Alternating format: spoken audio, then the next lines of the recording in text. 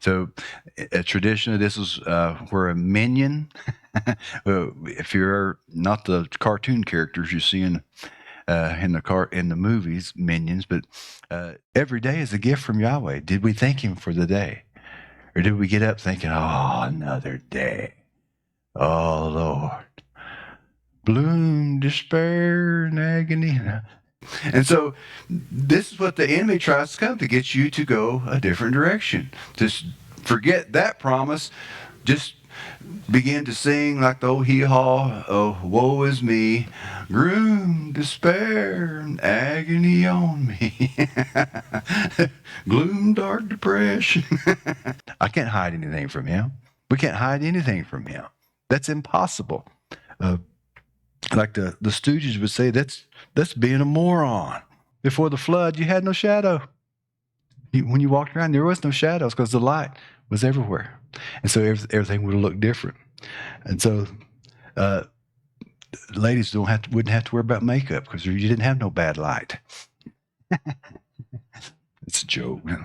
Seinfeld. Remember the movie Fiddler on the Roof?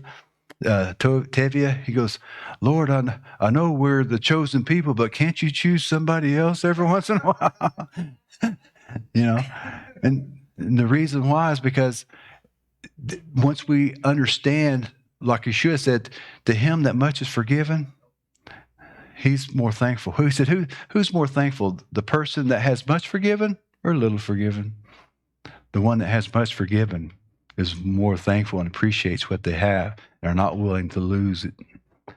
What does the Lord say about man? He is continually evil.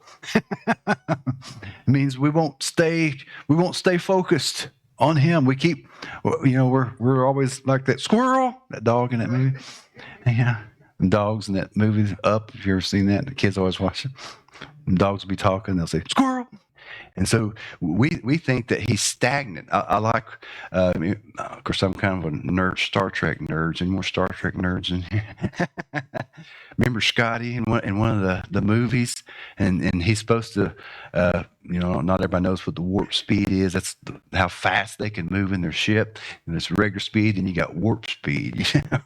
It's like the speed of light speed. Anyway, he's trying to come up with his equation so they can start traveling at warp speed, and Spock comes back from the future and gives him his equation before he's actually learned it in time, type thing. And he looks at it and goes, it never dawned on me that the space is the thing that's moving. Her and Brooke got this deal going on, you know what I mean? Make you an offer you can't refuse.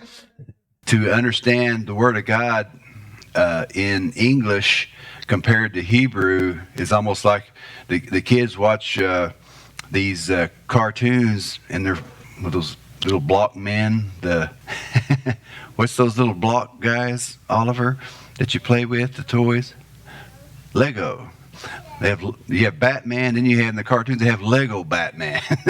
Well, Lego Batman, he didn't have any fingers, he didn't have any toes, but you can get the gist of it. You can see his arms and his legs and his head and all this stuff, but there's no definitive difference in a lot of things. And that's kind of how the difference between Hebrew and English is. If your English has a whole, you go back to the Duplo block version.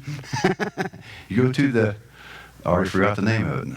Lego version. The Lego version is just blocky. There's no details in it.